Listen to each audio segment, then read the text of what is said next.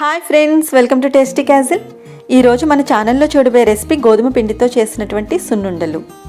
సున్నుండలు అంటే మనకి ఫస్ట్ గుర్తుకొచ్చేవి మినప్పిండితో చేసినటువంటి సున్నుండలు. అయితే ఈ మినప సున్నుండల టేస్ట్కి ఏమాత్రం తగ్గకుండా ఈ గోధుమ పిండితో చేసిన సున్నుండలు కూడా చాలా టేస్టీగా ఉంటాయండి. ఈ సున్నుండలు ఒకటి తింటే మళ్ళీ ఇంకొకటి అలా తినాలనిపిస్తూనే ఉంటుంది. మరి ఇంత టేస్టీగా ఉన్నటువంటి సున్నుండలు ఇప్పుడు ఎలా చేసుకోవాలో తెలుసుకుందామా? అయితే ముందుగా స్టవ్ మీద కడాయి పెట్టుకోవాలి. ఇప్పుడు 2 కప్స్ వరకు గోధుమ పిండి తీసుకొని వేసుకోవాలి. పిండి అంతా వేసిన తర్వాత పిండిని గరిటెతో కలుపుతూ మీడియం ఫ్లేమ్లో వేయించుకోవాలి.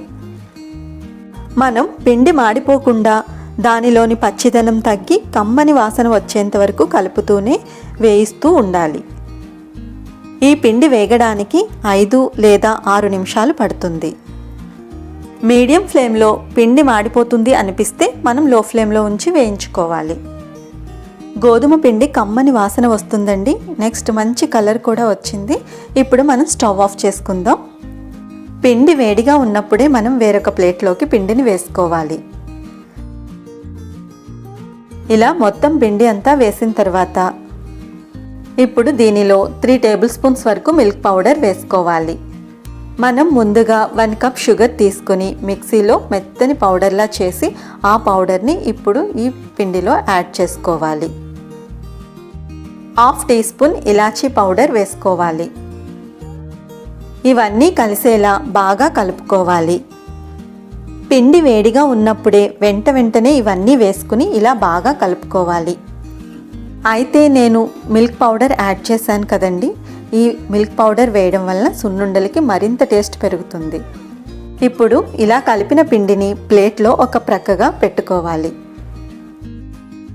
ఇప్పుడు ఈ పిండి మొత్తంలో కొంచెం పిండిని మనం ప్రక్కకి తీసుకోవాలి. ఇప్పుడు ఈ పిండిలో మనం ముందుగా కరిగించి పెట్టిన 1 కప్ నెయ్యి తీసుకొని కొంచెంగా ఈ పిండిలో వేసుకుంటూ కలుపుకోవాలి.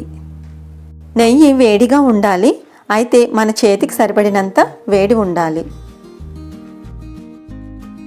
మనం పిండిని కొంచెంగా తీసుకుంటూ కొంచెంగా నెయ్యి యాడ్ చేసుకుంటూ పిండిని ఉండయ్యేంత వరకు కలుపుకోవాలి.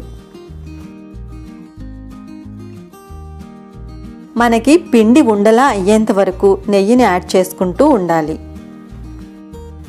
వీడియోలో చూపించినట్లు పిండి మనకి ఇలా ఉంటే ఉండ అవుతుందండి. ఇప్పుడు మనం ఉండలా చుట్టుకోవాలి.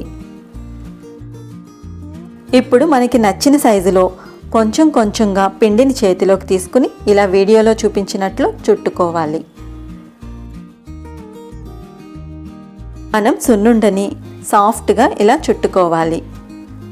ఇలా చుట్టిన సున్నుండని ఒక ప్లేట్లోకి తీసుకోవాలి. మళ్ళీ పిండిలో మరికొంచెం నెయ్యి యాడ్ చేసి కొంచెం పిండిని తీసుకుని మళ్ళీ కలుపుకోవాలి. పిండికి సరిపడా నెయ్యి కొంచెంగా వేసుకుంటూ మనం పిండి ఉండ అయ్యేలా కలుపుకోవాలి. ఇలా మనం కొంచెంగా పిండిని తీసుకుని మరికొంచెం నెయ్యి యాడ్ చేసుకుని ఉండలుగా చుట్టుకోవాలి. పిండికి సరిపడా నెయ్యి మాత్రమే వేసుకుంటూ కలుపుకోవాలి. ఇలా పిండి మొత్తాన్ని కలుపుకుంటూ సున్నుండలుగా చేసుకోవాలి. అయితే మనకి గోధుమ పిండి సున్నుండలు పర్ఫెక్ట్గా రావాలి అంటే పిండి వేడిగా ఉండాలి. నెక్స్ట్ కరిగించిన నెయ్యి కూడా వేడిగా ఉండాలి. అప్పుడే మనకి ఈ సున్నుండలు పర్ఫెక్ట్గా వస్తాయి. నెక్స్ట్ మనం మిల్క్ పౌడర్ యాడ్ చేసాము. మిల్క్ పౌడర్ వేయడం వల్ల సున్నుండలకి మరింత టేస్ట్ పెరుగుతుందండి.